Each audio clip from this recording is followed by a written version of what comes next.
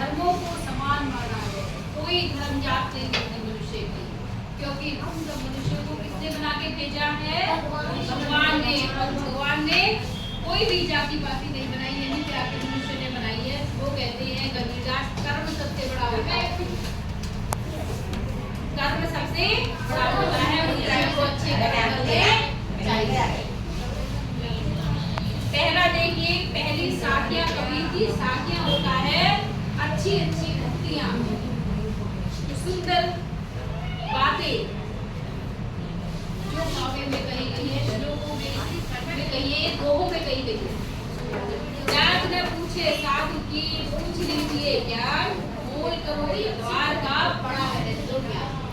कभी भी साधु संतों की जाति नहीं पूछनी चाहिए, उनकी जाति पूछने से कोई भी महत्व नहीं होता।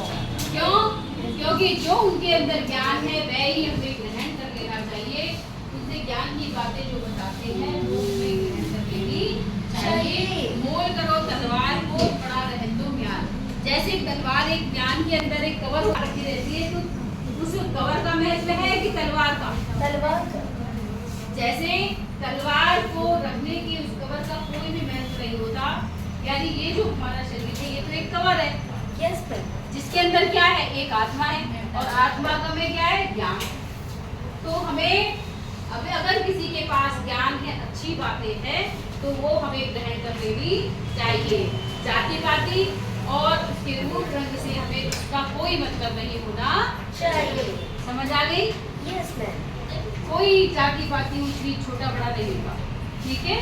दूसरा दोहा करते हैं, आवत गाली एक है उलटत होए अनेक, कह कबीर नहीं उलटिए वही एक की एक। अगर हमने किसी को एक गाली दी है तो एक, अगर हमने वो सुन के चुपचाप अनसुनी कर दी, हमने उसको मन में धारण ही नहीं किया, तो वो गाली एक की एक रहेगी, और हमने पलट के एक और दे दी तो दो गाली हो जाएगी। इसीलिए कहते हैं कबीरदास कि उलट के कभी भी गाली की गाली नहीं देनी चाहिए, क्योंकि इसकी जो अपशब्द है उनकी मात्रा बढ़ जाती है, और हमें उन अपशब्दों से बचना चाहिए। अपशब्द किसी को गलत बोलना, हमें एक गलत बोलेंगे और वो किसी ने हमें एक बात गलत कही है और हम उसको दूसरा एक और गलत कहेंगे, तो दो बात हो जाएगी उसकी एक हमारी, और गलत बात हमारे मन में जल्दी बढ़ जाती है ना। तो हमें उन गलत बातों से, अपशब्दों से बचना चाहिए। हमें किसी को पलट कर गाली नहीं देनी चाहिए। उसने अपने आप को, अपना मुंह गंदा किया है, हमारा उससे कुछ भी नहीं। समझ आ गई?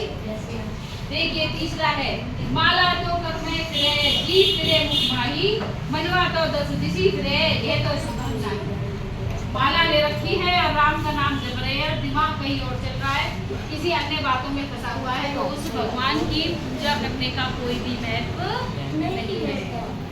इससे अच्छा तो हम किसी के बारे में बुरा ना सोचें, अपने दिमाग को एकाग्र करके भगवान का ध्यान लगाएं, और ऐसी दिखावे पूजा करने से, ऐसा दिखावा करने से कोई भी फायदा नहीं है, नहीं है ना। अगला स्टॉप कर।